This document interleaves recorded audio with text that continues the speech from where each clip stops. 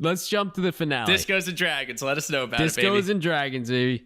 It was, so Lindsay finds out that Nick's been dating a girl named Sarah, who's been teaching him disco moves for a competition. Turns out Sarah's had a crush on Nick since about 6th grade. She's always sat behind him, but this guy is too tall for her to see, but she sits behind him anyway.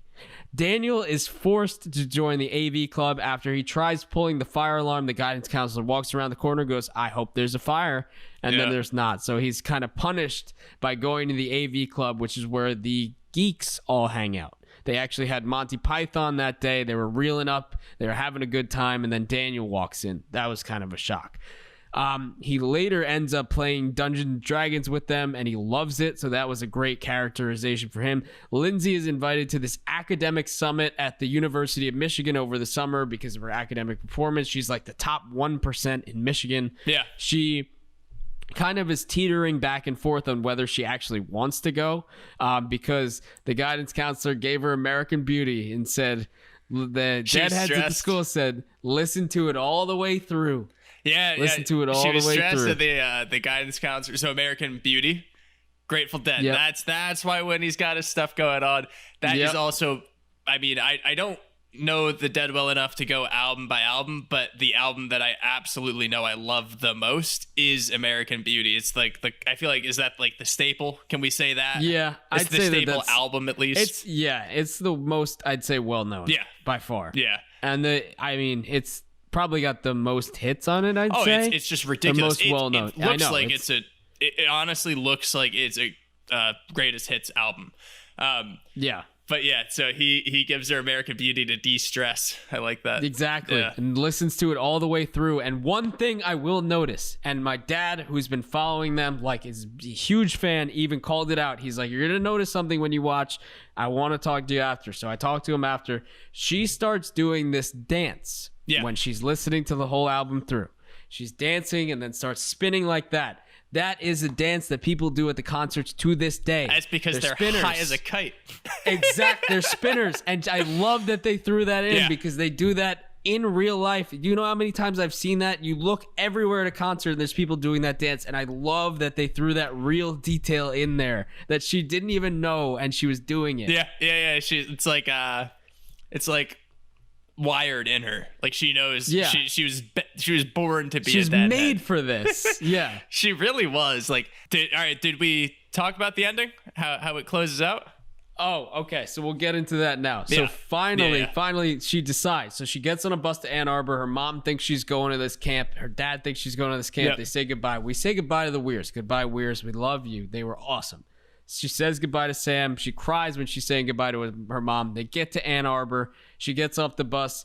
Kim is there. The two deadheads are there. They have the van. They have the classic VW van with the dead all over it. They have the stickers. They have the painting. They go on tour. They're following the dead instead of her going to that. It ends with Ripple. Closes us out. Perfect song. Fucking that's the soundtrack we love. Yes. So that's another thing. Out of all Grateful Dead, American Beauty is my favorite album. Ripple is my favorite song. Ripple is one of my favorite songs of all time, not just of all Dead songs. But when that started playing, I was just like, you got to be kidding me. This show is incredible. Like, this show is incredible because I loved how it ended, too. I was talking to you before. I think that it makes so much sense for Lindsay to end up being a deadhead. She's smart, but she's a little... she doesn't really know what she wants to do with her life. She's a little misguided. Like, she still is this intelligent person. She still has so many thoughts, so many like ambitions. She just doesn't know kind of like how she wants to be. So it makes so much sense for her in this era to end up as a Grateful Dead fan. It's a rite of passage in that time to go travel with the dead. Yes.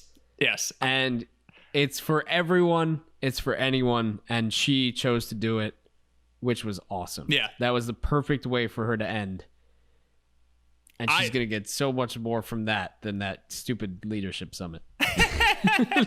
Well, also, like, dude, she was in the 1% anyways. Like, why would you need to go? Yeah. I get, you're like, fine. they were talking about, like, networking and stuff. It doesn't matter. You're in the 1%. You're chilling. She's like 16. She's fine. Yeah, she's gonna be all right. You might as well just go tour with the dead. Yeah, I think I mainly think that because I know someone who was they studied marine biology, and they ended up touring, like, I mean, cross country with the dead, like not even just a leg or something. We're talking like a full tour, and ended up getting a PhD in physical therapy after.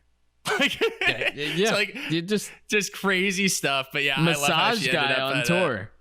Big massage guy on the maybe, tour. I don't know.